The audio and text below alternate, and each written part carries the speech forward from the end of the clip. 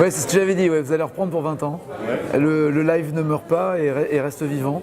Ce qui est sûr en tout cas, c'est qu'on va aller au bout de la saison et au bout de l'année, ça c'est sûr.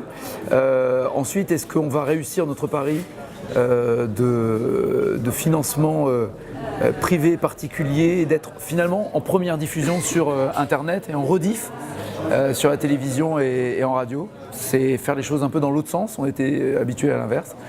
C'est un vrai pari.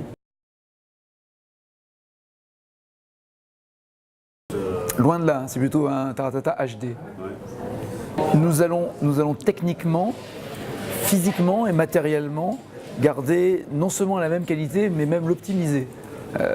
Pour être clair, par exemple, ce qui n'était pas le cas avant, on n'était pas en HD, là cette fois-ci on sera en HD.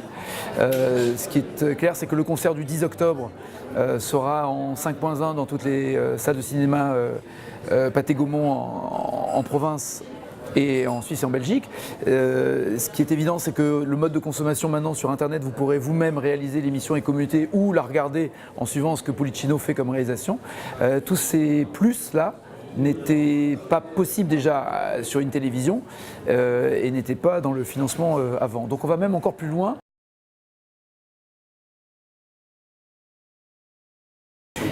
Il y a 5 chansons. Il y a 5 chansons en 26 minutes. On arrivait avec les interviews à 6 ou 7 avant. Donc on n'est pas loin quand même. La frustration, elle est proportionnellement au fait de continuer et d'exister, elle est totalement effacée. Et pourquoi pas faire mieux aussi. Voilà.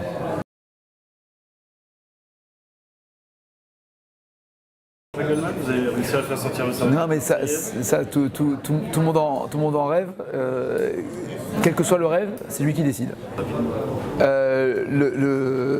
À la naissance de l'émission et quand on l'a créée avec Policino, la première chose que je me suis dit, c'est qu'il faut un générique à cette émission, donc il fallait naturellement demander à quelqu'un d'efficace dans les années 90 et même encore aujourd'hui d'en faire la musique.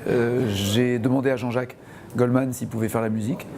Il l'a faite. Il ne l'a pas faite d'ailleurs dans un premier jet. Il y a eu plusieurs versions qu'il m'a fait chaque fois parvenir. Et